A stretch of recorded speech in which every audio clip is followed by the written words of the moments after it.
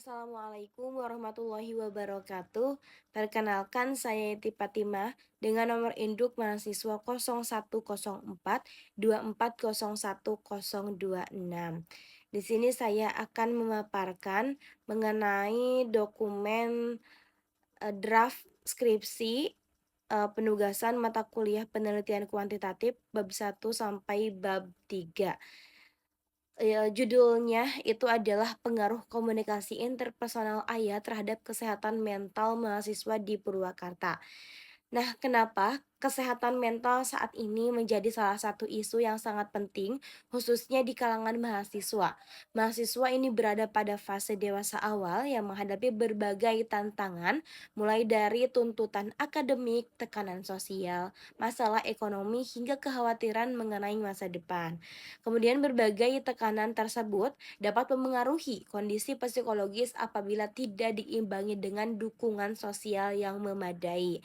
Nah, salah satu sumber dukungan sosial yang paling dekat adalah keluarga. Dalam keluarga, sosok ayah tidak hanya berperan sebagai pencari nafkah, tetapi juga sebagai pemberi perhatian, motivasi, bimbingan, dan dukungan emosional. Hubungan tersebut dapat dibangun melalui komunikasi interpersonal yang baik. Oleh karena itu, penelitian ini bertujuan untuk mengetahui apakah komunikasi interpersonal antara ayah dan anak ini memiliki pengaruh terhadap kesehatan mental mahasiswa di Kabupaten Purwakarta. Nah, berdasarkan latar belakang yang sudah saya buat, penelitian ini mengidentifikasi beberapa permasalahan, di antaranya adanya tekanan yang dialami mahasiswa, perbedaan tingkat kesehatan mental, serta belum diketahui secara pasti seberapa besar pengaruh komunikasi interpersonal ayah terhadap kesehatan mental mahasiswa. Nah, agar penelitian ini lebih terarah, penelitian ini hanya berfokus pada dua variabel, yaitu variabel pertama adalah komunikasi interpersonal ayah sebagai variabel independen. Kemudian variabel kedua adalah kesehatan mental mahasiswa sebagai variabel dependen. Subjek penelitian merupakan mahasiswa aktif di Kabupaten Purwakarta yang berusia 18 sampai 27 tahun yang masih memiliki ayah yang berperan dalam kehidupannya. Nah, rumusan masalah dalam penelitian ini terdiri dari 3 poin. Yang pertama itu bagaimana tingkat komunikasi interpersonal ayah dengan mahasiswa di Purwakarta. Kemudian yang kedua, bagaimana kondisi kesehatan mental mahasiswa. Dan yang ketiga itu apakah komunikasi interpersonal ayah berpengaruh terhadap kesehatan mental mahasiswa. Nah, sejalan dengan rumusan masalah tersebut, tujuan penelitian ini adalah mengetahui tingkat komunikasi interpersonal ayah, mengetahui kondisi kesehatan mental mahasiswa, serta menganalisis pengaruh komunikasi interpersonal ayah terhadap kesehatan mental mahasiswa di Purwakarta. Penelitian ini juga diharapkan memberikan manfaat baik secara teoritis untuk pengembangan ilmu komunikasi maupun secara praktis bagi mahasiswa, bagi orang tua, bagi perguruan tinggi, serta peneliti selanjutnya. Nah, pada kajian pustaka, penelitian ini menggunakan teori komunikasi interpersonal dari Joseph A. De Vito sebagai landasan utama. Menurut De Vito, komunikasi interpersonal yang efektif memiliki 5 indikator utama, yaitu keterbukaan, empati, sikap pendukung, sikap positif, dan juga kesetaraan. Nah, kelima indikator tersebut menjadi acuan dalam mengukur kualitas komunikasi antara ayah dan juga mahasiswa.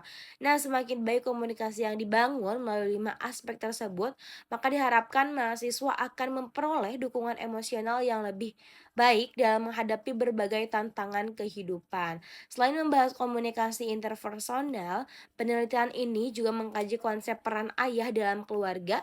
Peran ayah tidak hanya sebagai penyedia kebutuhan ekonomi, tetapi juga sebagai pendidik, pembimbing, motivator, pendukung, dan sumber dukungan emosi lainnya.